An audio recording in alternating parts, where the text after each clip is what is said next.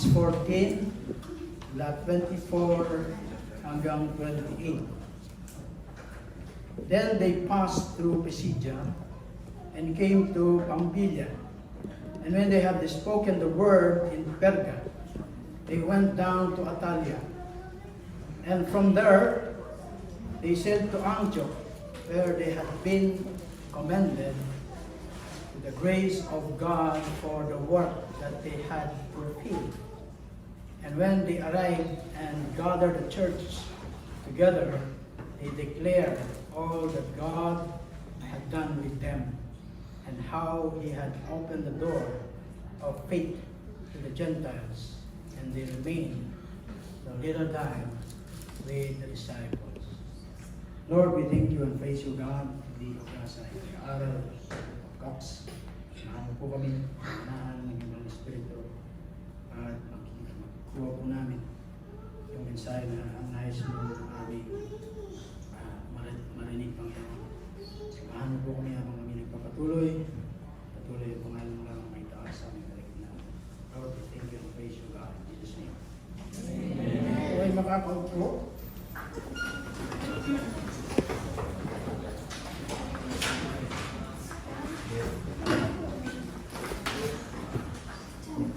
So, title ko ng ating pasahe, Sending Man Out for Christ. Dito po ay sumpungan natin doon sa Acts 13, 2-3. Habang sila ay nag-aayuno, dumating ang mga Espiritu at sinabi niya sa kanila, set apart Paul and Barnabas for the work of ministry.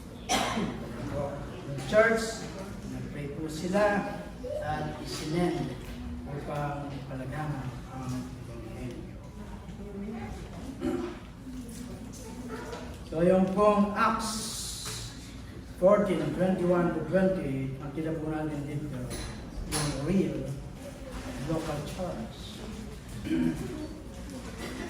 Meron pong katanungan, can we be effective Christian? Maging effective ba daw tayong mga mananampalataya o mga Kristiyano without being affiliated with the local church o hindi kahibat ng iglesia? Can we be biblical and not be related to a local church?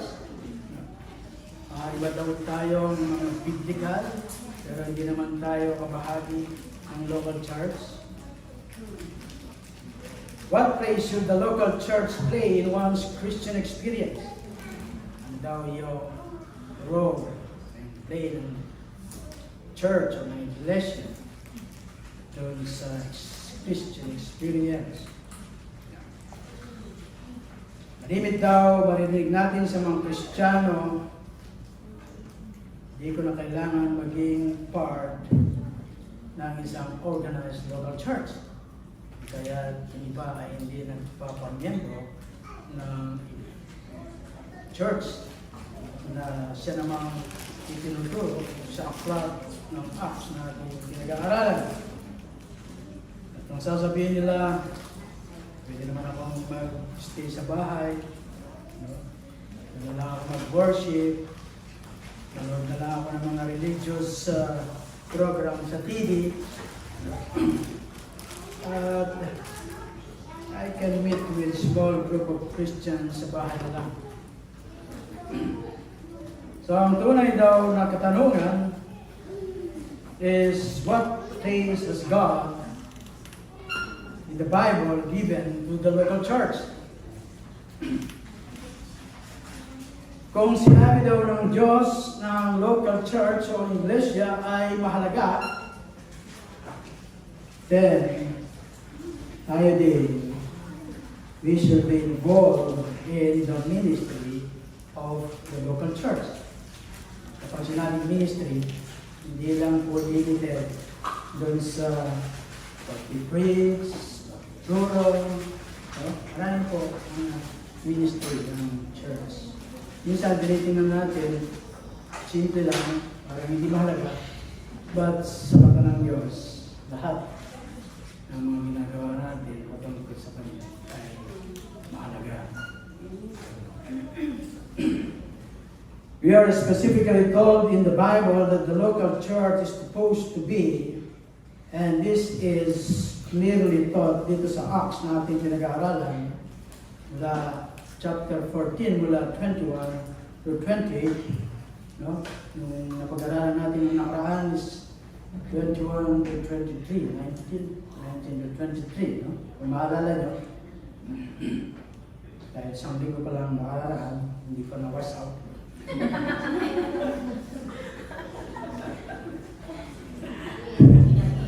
So this is a section ng scripture na ito, no, nakita sa atin that what is a real local church is. No? And this should be the pattern of every local church. Hindi lamang sa panahon ng mga apostol, but maging sa panahonan natin. So bilang review nung nakaraan, dahil isang linggo pa lang ang nakalipas, no? Makita natin doon the winning man to Christ. No? But doon sa verse 21, makita natin nandun yung preaching. No? Sabi ron, after they had preached the gospel to that city, o yung huli daw na syudad na dinahanan itong mga missionary, sila Paul at Barnabas na nakatanggap ng Ebanghelyo, no, ay yung Derbe. Sa Lystra, yun sila sa Derbe. At ang mga apostol ay pinahayag ang mabuting balita doon sa mga tao na hindi pa narinig yung mabuting balita dito sa syudad na ito. So, dalawang probinsya, yung pinuntahan nila, probinsya ng Galacia, itong Iconium at Lystra. At dito sa mga syudad na ito, ay nakaranas sila na matinding oposisyon sa pagpapahayag ng salita ng Panginoon patungkol sa ating Panginoon si Kristo. Doon sa Iconium, nakita natin noong nakaraang pag-aaral, ay nandoon yung pagbabanta sa kanila. At nilisa nila yung bayan. Dali-dali nilang nilisa doon sa Iconium. At pagdating doon sa Lystra, nakita natin na si Paul ay pinagbabato hanggang sa almost mamatay na siya. At nang pagdating nila sa Derbe, pinangaral nila ang Ebanghelyo sa syudad. They evangelized the city of Derbe.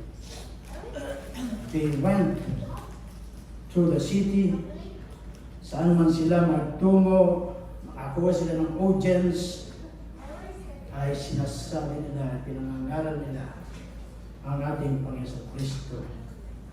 At yan ang sinasabi dun sa Old Testament. Yung prediction na tungkol sa ating Panginoon Kristo, kung paano siya nabuhay, a perfect life, and perform miracles. Paano siya namatay para sa mga makasalanan, at nabuhay magmuli mula sa mga patay, and how He will give the forgiveness of sin and eternal life to all who change their mind about Him and who believe in Him. Repentance to change your mind. Lahat ng nagrepent or nag-change of their mind about sa ating Panginoon Kristo at naniwala, sila ay pinagkaroon ng buhay, wala hanggang. At hindi lang yun, binalaan pa sila. Patungkol doon sa eternal judgment, kundi sila magre-response doon sa panawagan ng positivity, ay merong kakahinat na. Bakit pakutan ba ko? Pagkatapos, nakita rin natin yung discipling. Hindi lang yung preaching. Yung discipling, sabi nun, had made many disciples. No? Ang mga misyonary ito, sila Paul at Barnabas at ang kanyang mga kasamahan na hindi lang nila ipinangaral ang mabuting balita patungkol sa ating Panginoon Kristo to those who are lost, but they made disciples sa ating pag-aaral ng Quran. Matapos silang mag-response, nag-repent, tinanggap ang ating Panginoon Kristo bilang Panginoon at tagapagligtas, ay tinuruan po sila ng mga basic of Christian faith upang sila ay maging effective sa kanilang buhay Kristiyano. At ito po ang mga disipulo ay sinunod nila yung tagubilin ng ating Panginoong Kristo na ipangaral at gawing disipulo ang mga kasama. At sila po ay certain doon sa mga fundamental truths na itong mga bagong convert ay kailangan nilang matutunan after sila na-convert. O kaya po yung ating mga ginagawa sa ating iglesia.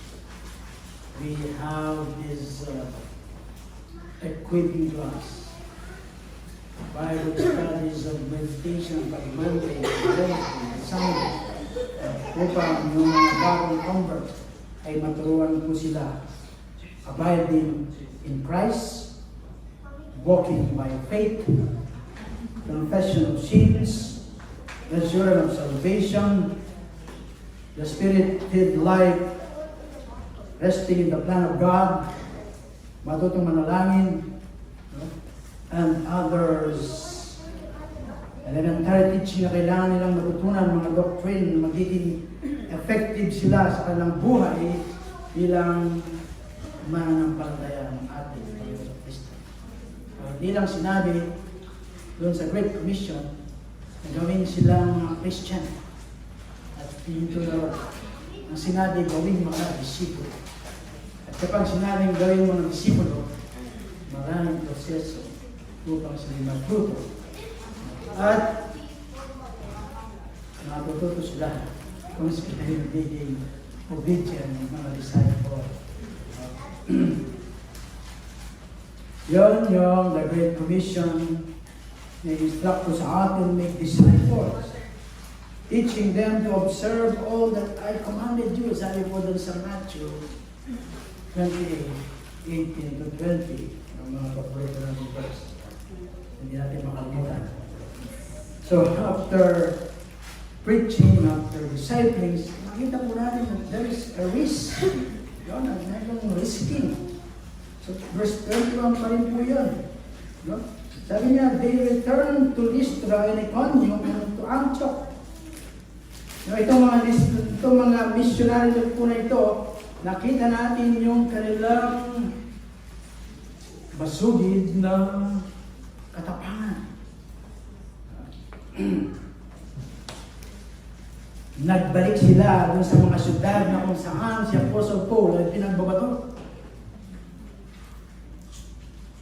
Na kung saan yung mga enemies of the gospel ay pinagbantaan o nandun po yung plot upang patayin sila. They had been thrown out of town. So ano po yung nag-motivate dito sa mga missionary? Ano yung nag-motivate kila Paul and Barnabas at doon sa kanyang kasamahan upang bumalik sila doon sa mga syudad na alam nila ang mga buhay ay nasa panganib. Sila po ay concerned doon sa mga saints, doon sa mga bagong convert. They thought the welfare of the infant churches higit na mahalaga kaysa sa kanilang safety. The establishing of some global churches was more consequence to the apostles higit sa kanyang buhay. Then, nakita po natin doon sa verse 22. That's one time. Building men in Christ. At nakita po natin yung strengthening. Strengthening the soul of the disciples. No, dito po mga missionaries na to ay nagbalik sila sa Lystra, sa Iconium, and Antioch of Pisidia upang palakasin yung mga saints, yung mga mananampalataya, bago mga converts doon. They were truly converted. They had instructed the basis of Christianity. Pero kailangan silang maturuan ng mga katotohanan pa. No? Hindi lang yung milk, sabi nga. Real spiritual meat. Yung kailangan nilang matutunan in order to become mature doon sa kanilang pananampalataya. Yun po yung nais ng Panginoon. To become mature. Hindi sa ikaw. Kundi sa pananampalataya. So ito po mga disipulo, they were strengthened by the apostle teaching pamamagitan ng salita ng Panginoon. The apostles taught and expounded the whole counsel of God to this new convert. Higit kumulang daw sa 2 taon. Kailangan nilang may strengthen. Kailangan nilang may stabilize and solidify these saints by orienting them to sound doctrine. Pagkatapos ng strengthening, ano ba yung encouraging? Alam ko, naglista kayo ng mga nakaraan. Alam niyo yung points ni Pastor Joseph. At nire-reso lang mo ang magilis. So, encouraging them to continue in the faith. Through many tribulations, we must enter the kingdom of God.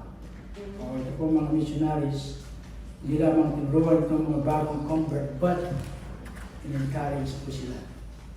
In-exhort, challenge them to persevere sa kanilang pananampalataya. The apostles oriented this new convert to positive Christian experience as well as sound doctrine. So ito po mga missionary na ito, they are very honest with this Christian and told them the suffering of Christ was part of being Christian. Hindi po pag naging Kristiyano na sasabihin niya, wala lahat yan. It's not a better process kapag tayo ay naging Christian. At ito po yung sinabi ng mga apostol sa kanila, that suffering for Christ was part of being a Christian. Christian must suffer tribulation, and through this tribulation they will ultimately enter heaven or the kingdom of God. So ito po mga bagong converts found out that being a Christian, hindi po pwede process, hindi mawawala na lahat ng mga problema mo, trials sa mga buhay. Paul told them that they are going to have troubles at huwag po silang na-surprise sapagkat ito ay darating. They need to be prepared. Sabi po ng Peter, it is napakahalaga na yung mga Christians ay mag-exhort po sila at mag-encourage, mag-encourage one another, mag-exhort one another in the faith. And we cannot really encourage one another unless we know and love one another. Kailangan mo, kilala mo ang bawat isa at mahal natin ang bawat isa para ma-exhort at ma-encourage natin sila. Then sa verse 23, makita po natin doon yung organizing for leadership. Leadership. Yung nakaraan, pagkakaraan. And when they had appointed elders for them in every church. Ito po mga missionaries now began to officially organize the churches, these churches. By organizing those men, the Holy Spirit had particular gifted for the office of elders and they appointed them to this office. Yung mga binigyan ng gift for leadership. We have all gifts. Pag ikaw ay naging Christian, meron kang gifts. Hindi lang isa, marahil sa mga iba ay marami. The problem, alam ba natin yung gift natin? We need to utilize that gift. No? Sabi nga, kapag yung kutsilyo, hindi mo ginagamit, umupurol.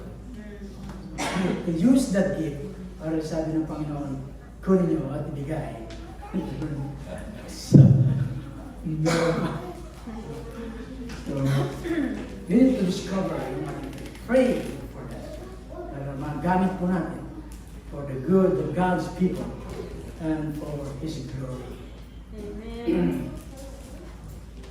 The apostles who had apostolic authority and the care of churches appointed these elders.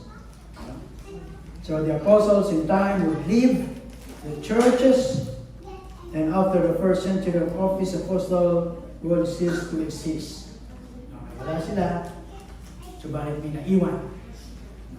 Kaya po namin, hindi natin alam hanggang kailan po tayo dito.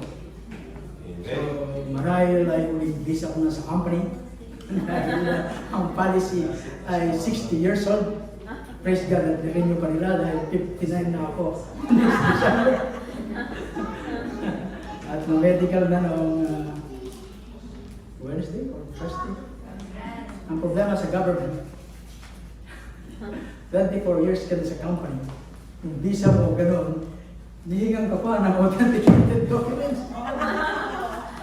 Para bang nagbabago yung profession mo. So, every 2 years, they need the authenticated papers. So, sinat namin. Bumalik, sinat ng Biyernes, Biyernes ng hapon, Biyernes ng gabi ay bumalik na.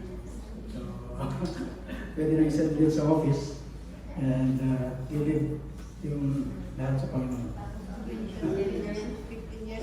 So, aalis. Kaya, kailangan natin mag-train. No? Ilan lang kami mga kalalakihan.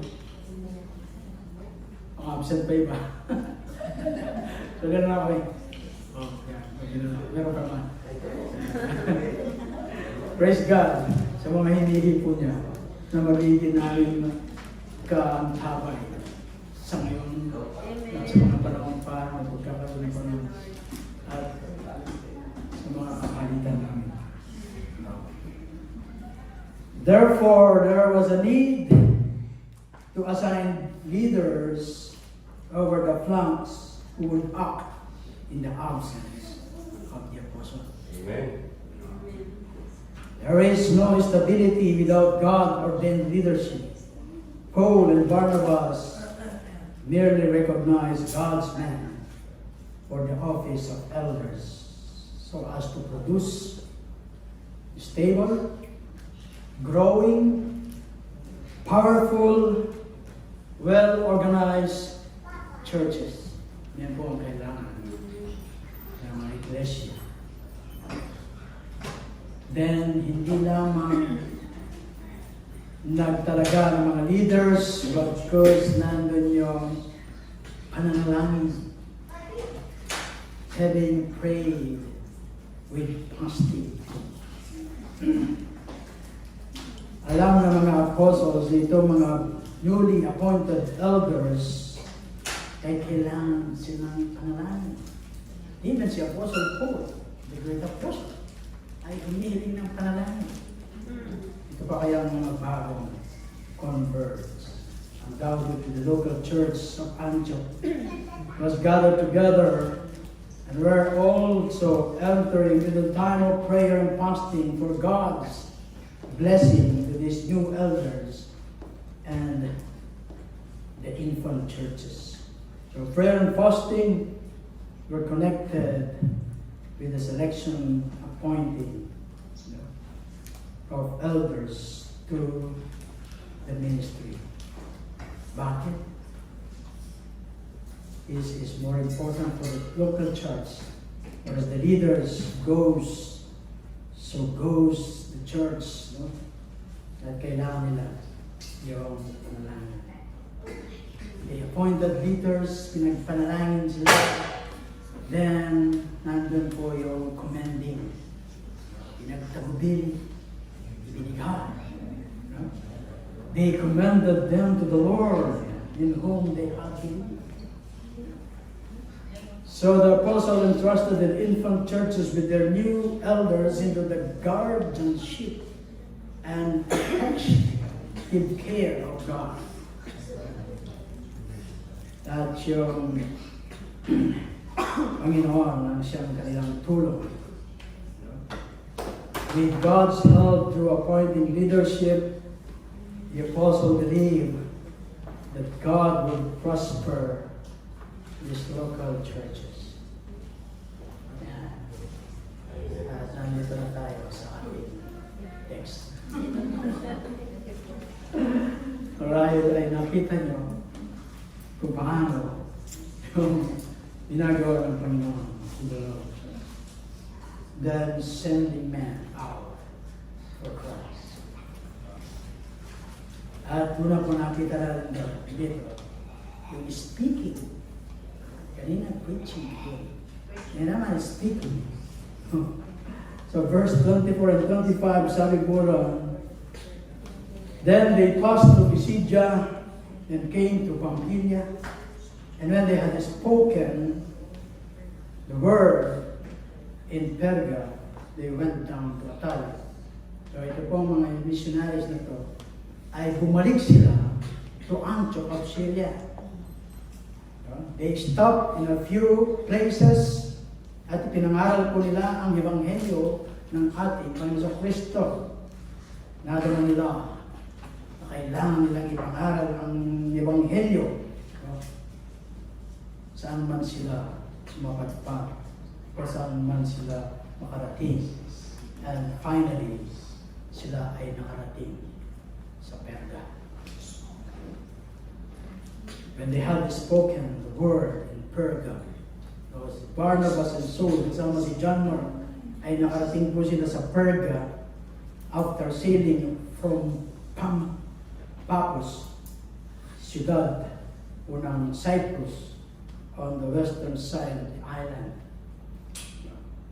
At si Luke po ay hindi po niya sinabi na si Apostle Paul ay nangaral nung panahon na yun doon sa Cyprus. Hindi po natin nabasa doon sa 13 and 14 chapter. So on this second visit, they spoke the word, yung gospel. And how long they remained in Perga? Hindi po sinabi. But malinaw, it's enough time para maihayag nila yung Ebanghelyo ng ating Panginoon Kristo. Which yun yung goal ng kanilang pamisyon. May pangaral ang Ebanghelyo ng ating Panginoon Kristo. So ito daw kung Perga was an ancient and important city of Pamphylia. Nasa pagitan po siya ng ilog, Cataractes, and Cyprus. Turkey, sa panahon natin. So itong mga Pergs, so yung mga Pergams, gained renown for the worship of Artemis. Sila po ay nagbubunyi for worship kay Artemis. Kung saan yung kanyang temple ay nakatayo doon sa hill sa labas ng syudad. And in whose honor, annual festival, no, taon-taon, ay pinagse-celebrate ito. At yung daw pong coin of pearls represent both the goddess and her temple. Sino ba si Artemis? Lalaki ba o babae? Yes lang, yes. Babae ko siya. Si Artemis po was a Greek goddess of hunt, wild animals, wilderness. She, babae, was the twin sister of Apollo. Babae pa si Apollo. Kasi twin sister niya. At sila ay anak ni Zeus.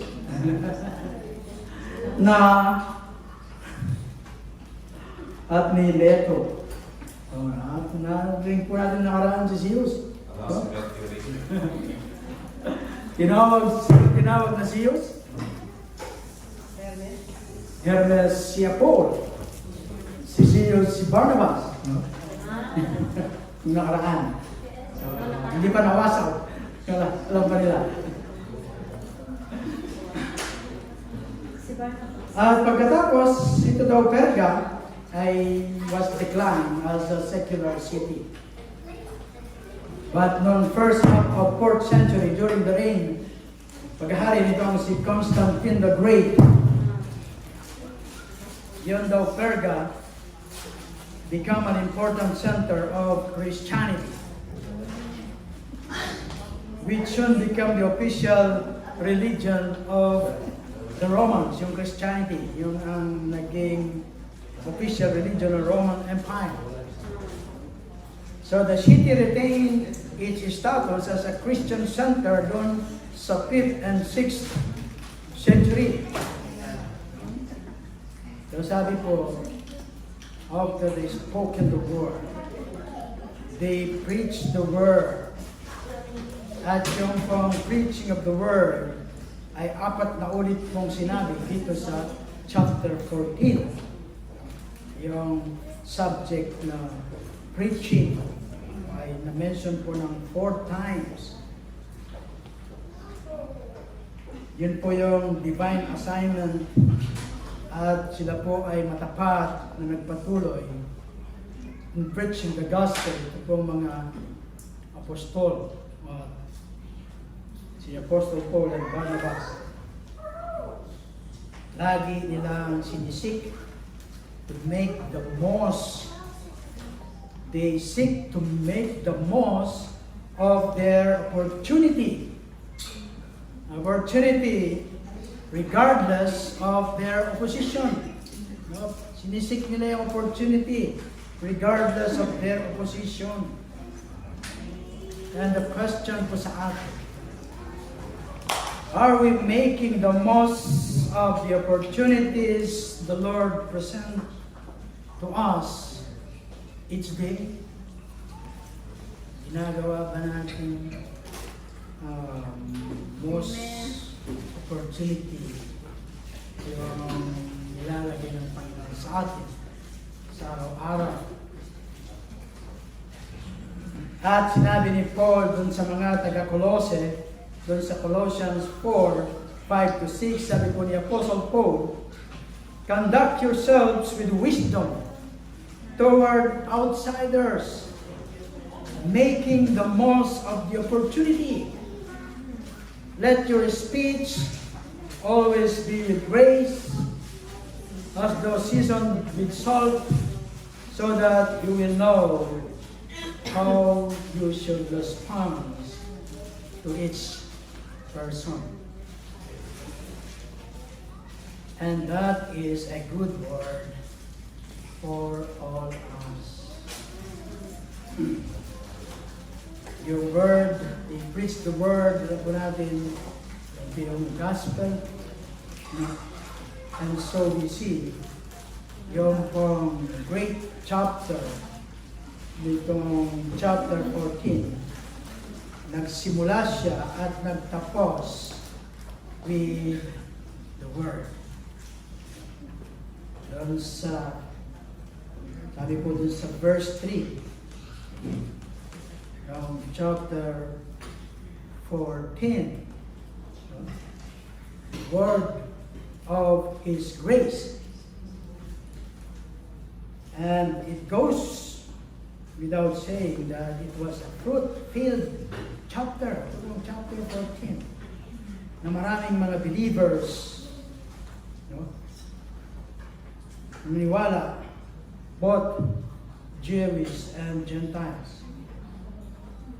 And then sabi po, they went down to Atalia. Pagkatapos dun sa Perga, they went down to Atalia. So sila ay bumaba. Kasi down. They went up. They went down kasi yung Atalia ay mas lower elevation siya kaysa Perga. Perga at Atalia pinag-usapan. So mas lower siya sa Perga. No? Mga 9 to 12 miles inland, north and west of seaport. So Atalia was also province of Pamphylia. And today is the seaport town of Antalya. Nakita po natin ito yung una sa 24 ay yung they spoke, they preached the gospel. At pagkatapos sa verse 26, yung pagbabalik, yung returning. From there, from Antalya, galing sa Antalya, from Perga, bumaba sila ng Antalya, and from Antalya, sabi dito, they sailed to Antioch, where they had been, alala nyo, no, chapter 13, they had been commended to the grace of God for the work that they had fulfilled or they had accomplished. Almost 2 taon daw lipas since si Paul at Barnabas ay iniwan nila yung Antioch of Syria and go on the first missionary journey to the Gentiles. At yung local church at Antioch had sent them out. Chapter 13 ng Acts verse 3. They sent them out for what? To preach the gospel. At ano po yung ginawa nila? Not only to preach the gospel, they make disciples. Establish sila ng mga local churches. Then build the saints and appointed elders. So this time, the local church of Antioch has been praying. Nung sinend sila, hindi lang nag-stop doon. Continue yung kanilang pananalangin dito sa kanilang mga sinend. Nandun yung support nila. Marahil hindi lamang pray. Meron din mga financial support. Mga word of encouragement para sila yung pray. And then, sila ay nagbalik. At mapapansin po natin dito, yung katagang, the work that they had accomplished, or the work that they had fulfilled. No? So, God was gracious and they had accomplished the work they set out to do. Gracious ang Panginoon. Kaya na-accomplish nila, na-fulfill nila yung kanilang work na magkakasin sa kanila. They do not only completed the work, but were successful to the glory of God. So sabi, nag-sail daw sila patungong Antioch. They began on the water and end on the water. Bumalik ka doon sa chapter 13 at sila ay naglayag patungo ng Cyprus. So, nag-umpisa sa tubig, then nag-end po sila sa tubig, pabalik ng Antioch. So, to Antioch in Syria. Maikli lamang yung kanilang nilakbay, nasa 320 miles. 320 miles southern coast of modern Turkey. Pero hindi sila bumalik sa Cyprus. No? At ito ay interesting. No? Pabalik sila, dumaan sila sa ibang mga lugar, but hindi nila dinaanan yung Cyprus. At makita natin doon sa chapter 15. May ibang plano pala ang Panginoon doon sa Cyprus. So kung nais mo malaman, basahin nyo na yung chapter 15 in advance para makita nyo what God, no, yung plano niya, ano yung nasa isipan ng Diyos, no, doon sa Church of Cyprus. So itong si Paul and Barnabas, ay iniwan nila yung kanilang tahanan doon sa Syria, Antioch, no? At higit sa taon, no? Nag-engage sila doon sa unusual kind of warfare na kanilang napagdaanan, may mga battle, no? Nadaanan nila yung mga supernatural forces doon sa Cyprus, na-encounter nila yung mga spiritual enemies doon sa mga sinagoga sa Pisidia and Lycaonia. Then si Paul, halos mamatay siya doon sa Lystra, no?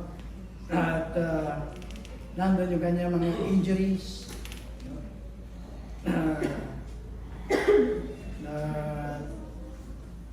hanggang doon sa dulo ng kanyang buhay ay hindi mawawala yung mga scar ang kanyang tinamo. Hindi ko maalala bakit nagkaroon. At kayo rin, meron kayong mga scar na hindi nyo malimutan. Bakit ka nagka-scar ng gano'n? No? Dahil di sinasadya. But yung iba, may because of disobedience or because na mali natin ginawa. So nagpapaalala every time. Marahil yung bawat scar would remind him and his associate that they had been a battle and would like they face the enemy again sa kanilang pagbabalik. So wala daw pag-aalinlangan, nag-improve yung moral nitong si Paul and Barnabas at yung kanyang mga kasamahan when their itinerary carried them ever closer papauwi dun sa kanilang bayan. At mahabang paglalakbay pa ang kanilang gagawin upang sila ay makarating muli doon sa Antioch, Syria. Na kung saan they had been commended. No? Ganun din yung ginawa nila Paul and Barnabas doon sa mga bagong leaders na kanilang mga itinalaga. They had been commended to the grace of God. Inamit po ni Luke yung commend doon sa Acts 14 verse 23. Dito sa verse 23 ay Ibig pong sabihin dito, to hand over to the power of another. Pagkatiwala dun sa kapangyarihan ng iba. At sa case nila, ipinagkatiwala sila dun sa kapangyarihan at grasya ng Diyos. So the church of Antioch had in effect handed Paul and Barnabas over to the power of God. Doon sa enabling power of Banal na Espiritu at ng grasya ng Diyos.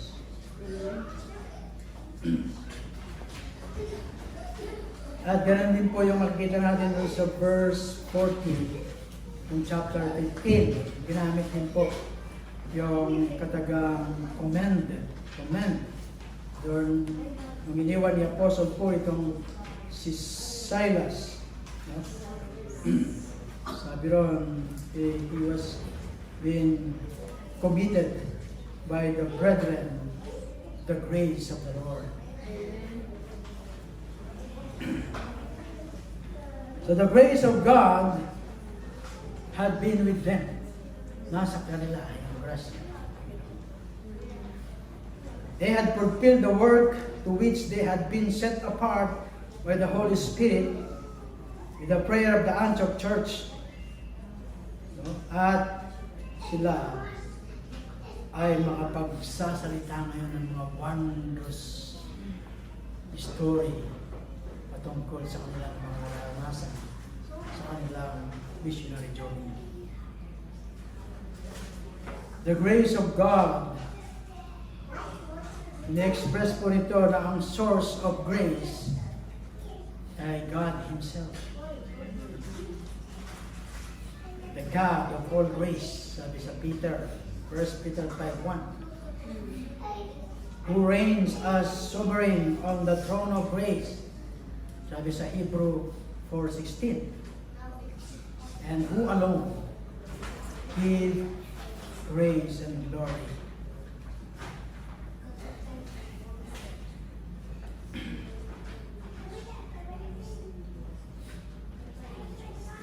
Ano daw isang kwento?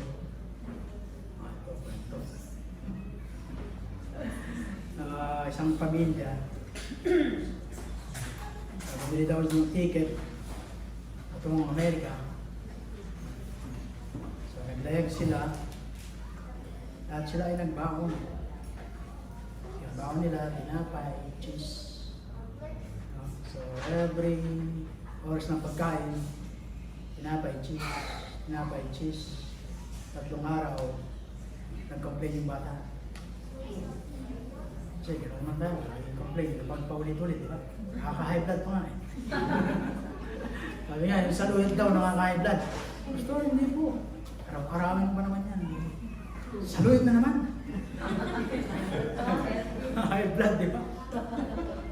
So, na-high blood yung bata. Sabi niya, 3 araw, ito na naman. Cheese, tinapay. Araw-araw yan mo, mga high blood. So, binigyan siya ng isang nickel nung yung last nickel binigay nung tatay sa bata. Sabi niya, pumunta ka doon. Yung isang nickel ay 5 cents coins. 5 cent coins. 5 cent. Sabi ng tatay, pumunta ka doon sa gallery ng ship at bumili ka ng ice cream. So, pumunta yung bata. At pagkabalik ng bata, medyo matagal. Hindi ng ice cream, tumagal siya. So, malawak yung ngiti. Kapag ng tenga. Malawak ang ngiti. Sabi ng tatay, saan ka nang galing? Ba't ngayon ka lang? Sabi ng bata, ito sa gallery. Kumain ng 3 ice cream.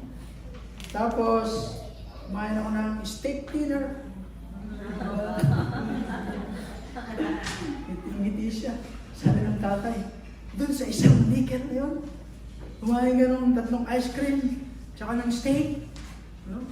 5 cents. Sabi ng bata, kasama na daw sa ticket yung pagkain.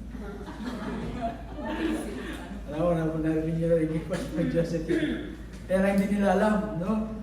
Alawan niya lang noon. That's amazing grace.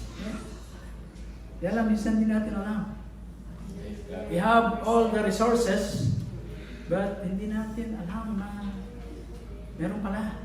Kailangan lang natin mag-draw, pugutin. Sabi ng Diyos, anong sabi ng Panginoong Jesus? No?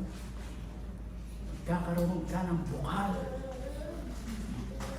Rivers of flowing water. Hindi mo na kailangan mo balik-balik pa dito. Kasi meron ka na. Kailangan mo nang draw. We have blessed us as a Christian with all the spiritual blessings. The problem, hindi natin alam. So yung bata, kumain, yun lang nalaman ng tatay, kasama na pala sa ticket. Malapit na silang dumaong, so hindi nila na-enjoy. So, that's amazing grace. It's a cheap, free, sufficient to save a wretched like me. So the first day, and on every day, for the rest of my life, nandun yung grasya ng Panginoon. Amen. So, at nandun yung sense of this passage that Paul and Barnabas were given over to the power for the grace of God. Kanino bumadaw, no, makikipagkakatiwala ng mga bagay-bagay natin sa mundo? Could one be entrusted to anyone better in this fallen world? Siguro, hindi. So, ito daw yung magandang panalangin natin, hindi lang sa mga partner natin, bagkus sa mga anak natin, and even sa mga mahal natin sa pagkatiwala natin sa grasya, sa pangyarihan ng grasya ng Panginoon.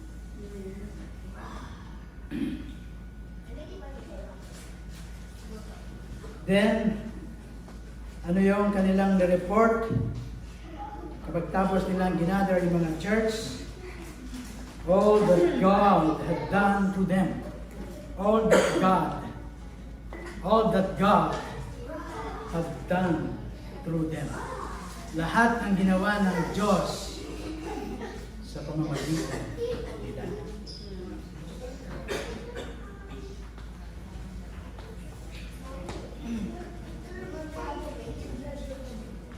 For the work that they had accomplished, malinaw that they have accomplished the work. Napaka-amazing po ito. Amazing grace. God Spirit sent them out, and God's grace enabled them to complete the work to which they had been called. Sinuko sila ng Banal na Espiritu, but yung grasya ng Panginoon, they enabled them to complete the works to which they had been called. Maalala natin yan doon sa Acts 13 verses 2 to 3. Na-record po ni Luke while they were ministering to the Lord and fasting. The Holy Spirit said, "Set apart for me Barnabas and Saul for the work which I have called them." If we are blood bought, kung tayo ay pinili, pamagitan ng dugo, and our bound, ang ating patutunguhan ay langit, the Holy Spirit of the living God has set us apart for the good works in Christ Jesus, which He has prepared for us since eternity. At mababasa po natin yan doon sa Ephesians 2 verse 10. Perhaps kailangan natin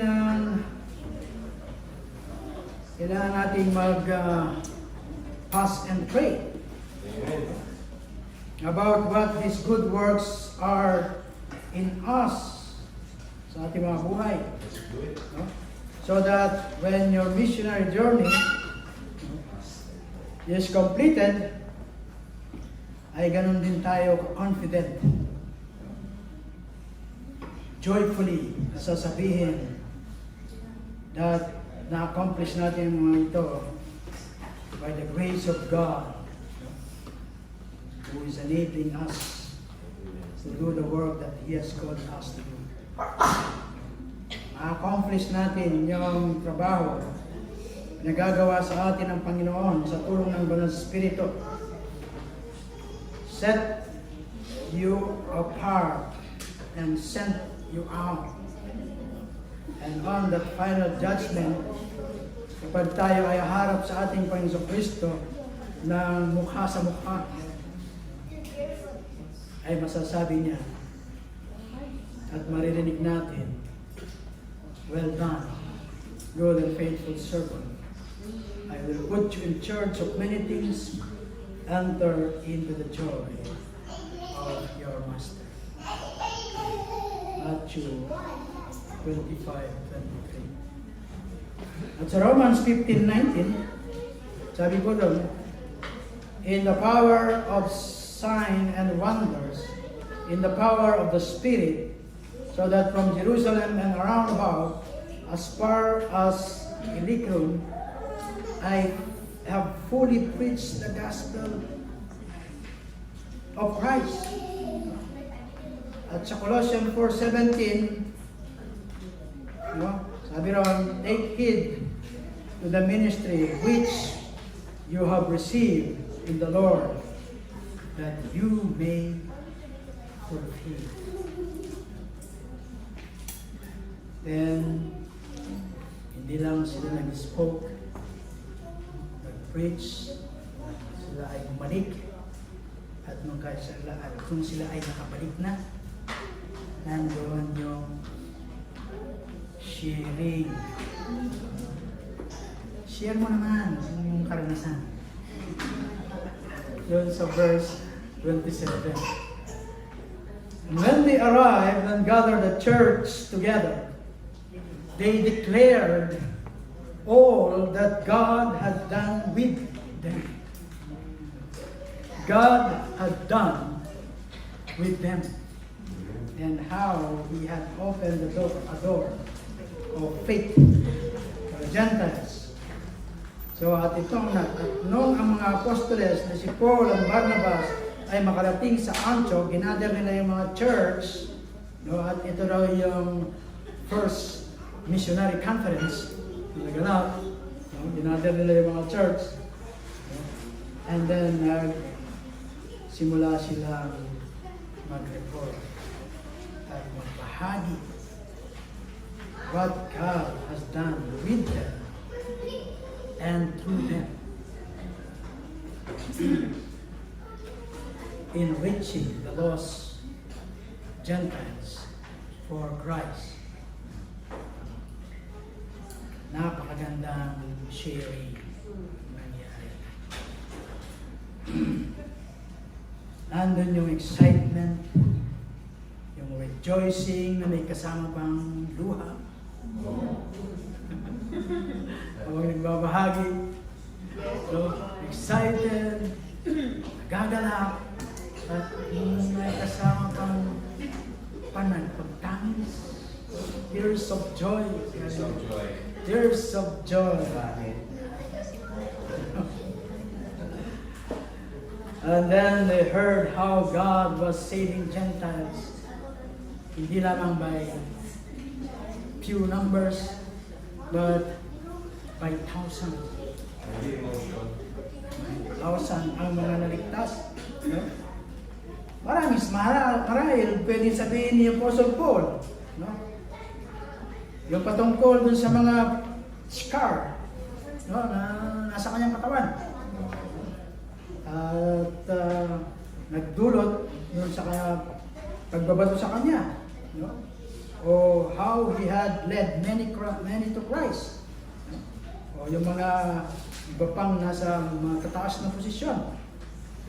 Subalit, anong ginawa ni Apostle Paul? He chose to speak about God's grace. He explained how God did it all.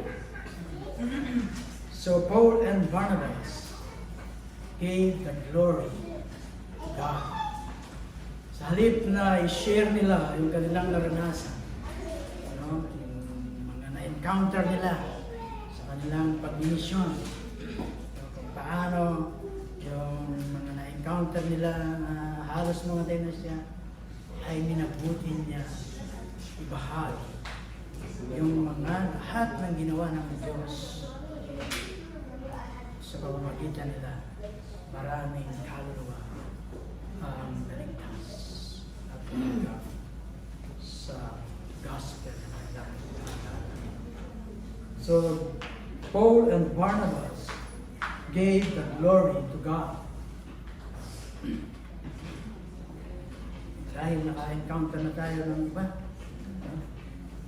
they gave the glory for themselves. Napagtanong pa yan ko yung ganito, yung ganyan. Halos mamatay na nga ako. Pero ito, nakita nyo, nakatayo sa harapan nyo. But Paul and Barnabas, they speak and explain how God did it all in kanilang mga napagtagumpayan. They were very aware of the fact that it was God who had used them and who had sovereignly opened the door for the Gentiles to be saved. Hindi nyo ba hangan o itong description ni Luke sa kanyang isinulat? That all the things Paul and Barnabas had done, but all that God's Spirit had done with them. Sabi ni Luke, ano yung expression niya doon sa pasahe? With them. At makita po natin dito that implies a joint effort. In one sense, but ultimately, it was God who initiated. God empowered them, and God's glorified. So God's sovereignty was working with their humanity. So, nandun po yung mysterious juxtaposition o yung dalawang word na pinagsama. No? Yung God's sovereignty and man's responsibility. Andun yung 100% responsibility for carrying out the work to which God had called them. It was God who provided the grace to carry out the work, and it was His grace on which they were 100% dependent. Nandun yung kanilang pagsunod, 100%, at nandun yung kanilang dependence sa Panginoon. 100%. Mission is about what God is doing to men, and not so much about what men are doing for God. Mission is about what God is doing to men, and not so much about what men are doing for God. Napakagandang sharing yung kanilang narinig, anong kanilang isalaysay, lahat ng ginawa ng Panginoon through them and with them.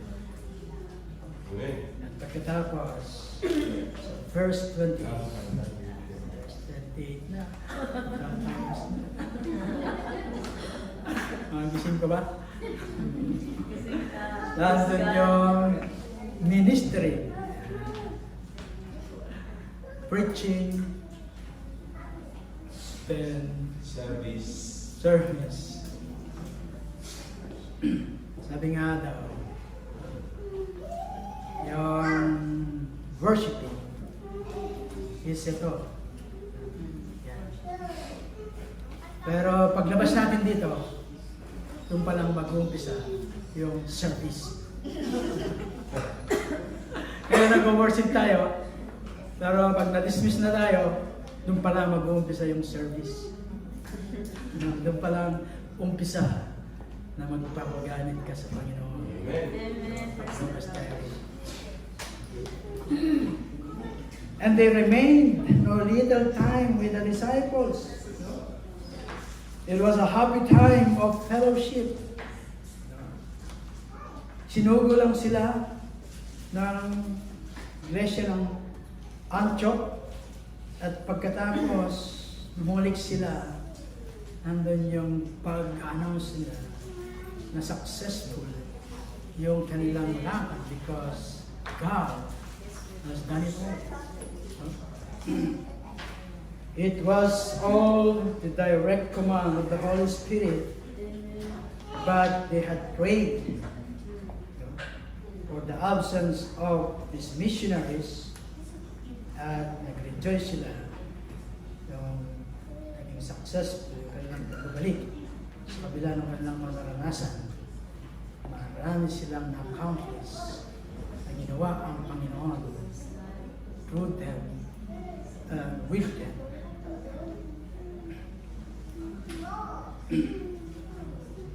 So there is a new center of Christian activity doon sa Antioch. So, ano kaya ang isipin nitong mga sa mga Jerusalem, nasa Jerusalem? Yung kung ano yung development doon sa Antioch. Paul and Barnabas made no report sa Jerusalem. Come back, pick up the responsibilities as leaders doon sa local church at sila ay nag-ministeryo. They may have rested sa maikling panahon that as soon they were ministering doon sa local church in Antioch, nag-stay sila doon sa Antioch of Syria for maybe 6 to 8 months, maybe a year. Muli sila ay umayo for their second missionary journey. So these apostles sent out by the church at Antioch returned to the church at Antioch and ministered to the Christian there.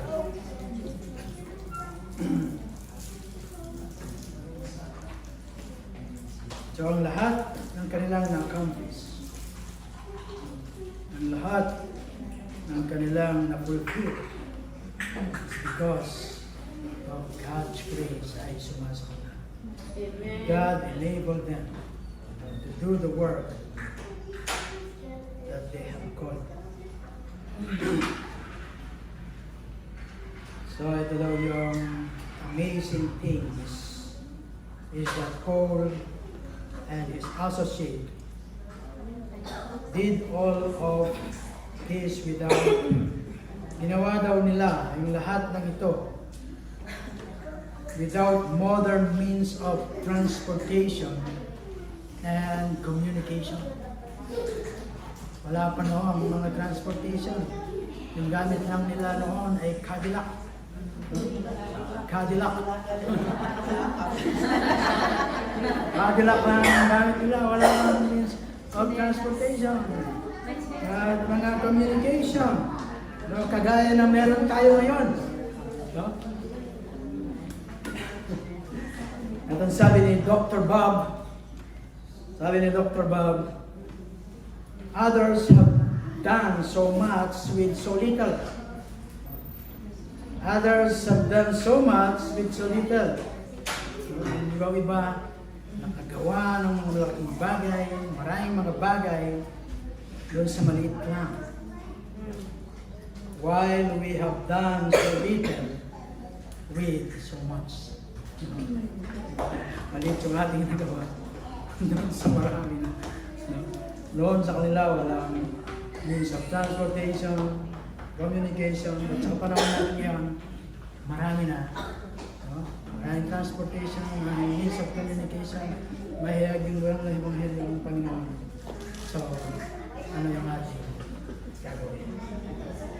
Paul and Barnabas saw themselves as instruments to whom God had accomplished His purposes. And all the glory went to God alone. That is an essential perspective for a servant of the Lord. Nandun yung boldness, yung power, yung humility, persistence, caring, and commitment and reverence for God. So Paul and Barnabas had been used to accomplish much for the kingdom of God. At yung daw qualities na still mark those who walk the path to effective Christian service. Those qualities still mark those who walk the path to effective Christian service. So in conclusion,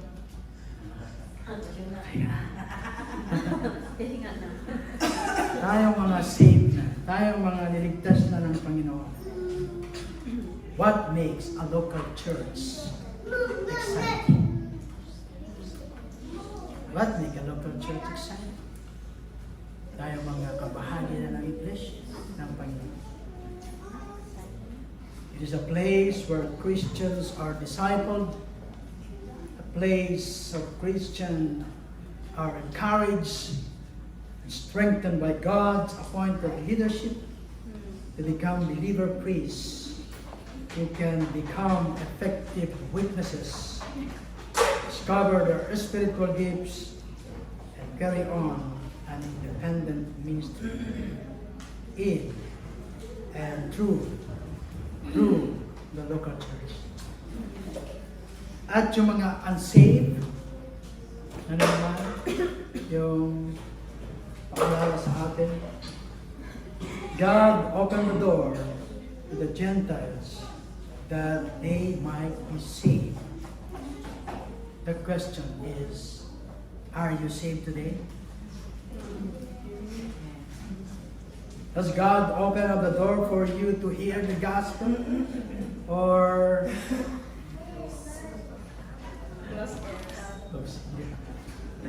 have you walked through this door by faith and accepted Christ as your personal Lord and Savior?